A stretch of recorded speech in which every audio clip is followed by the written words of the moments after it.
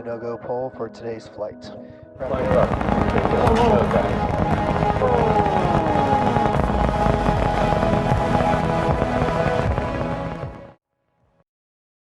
The powerful SpaceX spacecraft, capable of going to the Moon and Mars, was launched in Boca Chica. After watching the show and video, we'll have a brief introduction of the Starship.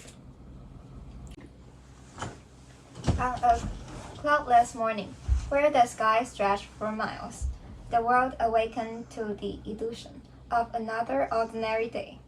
Suddenly, a deafening roar tore through the horizon as we considered Boca Chica had fallen into chaos. A successful project seemed to be failed had carried out. To the Starship inaugural integrated test flight.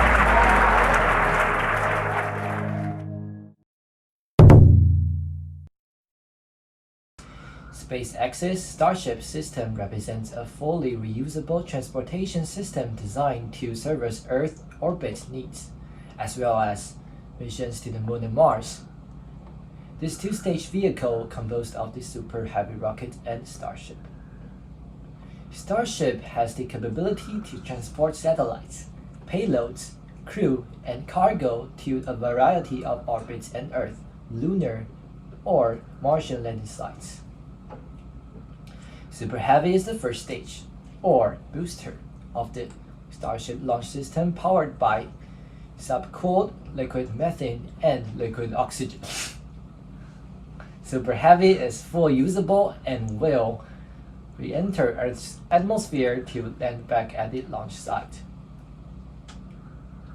The Raptor engine is a reusable methane oxygen staged combustion engine that powers the Starship system and has twice the thrust of the Falcon 9 Merlin engine. Starship will be powered by 6 engines, 3 Raptor engines and 3 Raptor vacuum engines, which are designed for the use in the vacuum of space. Super Heavy will be powered by 33 Raptor engines and 13 in its center and the remaining 20 around the perimeter of the booster's aft end. Raptor engines of SpaceX Starship is a classic full-flow staged combustion engine. The full flows of the propellant, so both the fuel and the oxidizer goes through a preburner and turbine. This means there's both a fuel-rich preburner and an oxidizer-rich preburner. Let's first just follow the propellants as they go through the pumps and turbines. Fuel and oxidizer arrive at the pump inlets at tank pressure. Then the pumps take them up to the full preburner pressures. Then we take almost all of the oxidizer and run it through the oxidizer preburner and turbine. But we do need to send through the oxidizer over to the fuel rich preburner to give it enough power to power that turbine. And the same thing is true for the fuel rich side. Almost all of the fuel goes through the fuel rich preburner and turbine. But we do need to pipe over just enough fuel to the oxidizer rich preburner to have enough energy to spin those pumps. What's left is extremely fuel-rich gaseous fuel going from the fuel-rich preburner and turbine to the combustion chamber. This means both propellants wind up in the combustion chamber in hot gaseous form. And it is actually a huge advantage. We have arranged the possible cause of the explosion of SpaceX Starship. First, as we see the beginning of the launch, the dust and concrete pieces diverge everywhere. Generally, there must be flame diverter below the booster of the rocket, so the flow of those external substances on the ground could be in directed way, and the reaction force exerted by the unpredictable movement of those substances probably lead to the damage of engines below the Starship and also have influence on the direction of the rocket. The period of ignition process took a long time.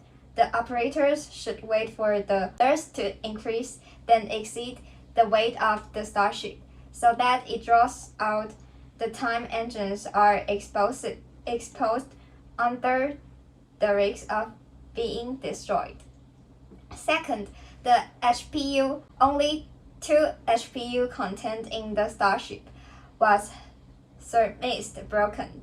If the HPU system of a SpaceX Starship were to break it could have several implications and potential consequences, such as loss of hydraulic power, control and maneuverability issue, emergency abort limitations, and operational delays and repairs.